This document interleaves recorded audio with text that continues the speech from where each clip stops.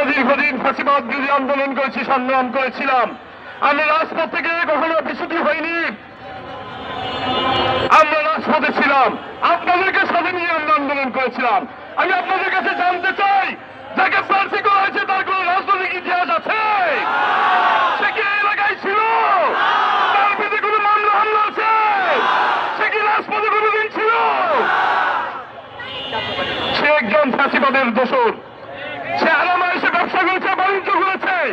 5 তারিখের পর হঠাৎ করে আবির্ভূত হয়েছে। তার রাজনৈতিক ইতিহাস খুবই করুণ। আমরা চাই এইরকম একজন ফাঁসিবাদের দোষরকে এই ঢাকা 7 আসনের নমিনেশন বাতিল করে আমাদের মধ্য থেকে ঢাকে দেওয়া হবে, আমরা তাকেই মেনে নেব। নেতৃবৃন্দ, আমার বিরুদ্ধে 366টি মিথ্যা মামলা দায়ের করা হয়েছিল। প্রায় 10 বছরের অধিক কারাবরণ করেছি। 22 বছরের অধিক কারাদণ্ড ছিল।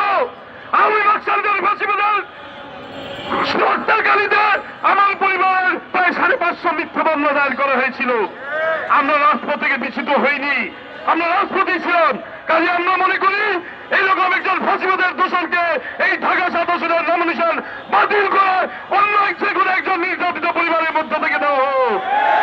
প্রিয় নেতৃবৃন্দ, এই পর্যায়ে মূল্যবান বক্তব্য নিয়ে আসছেন ছাত্র দলের সোনালী ফসল, ঢাকা কলেজের সাবেক সভাপতি, বাংলাদেশ জাতীয় পরিষদের কেন্দ্রীয় নির্বাহী কমিটির সহযোগী বিষয়ক সম্পাদক, মৃত্যুঞ্জয় জনতা, আবুল হাসির মোদীর বিরোধী আন্দোলনের যার পরিবারের প্রতি সমস্ত ছিল ক্ষণবিক্ষত রক্তাক্ত, যিনি রাজপথ ছেড়ে কখনো পালিয়ে যাননি, রাজপথে ছিলেন, আন্দোলন করেছিলেন, সংগ্রাম করেছিলেন, এই রাজপথে থেকে নেতৃত্ব দিয়েছিলেন।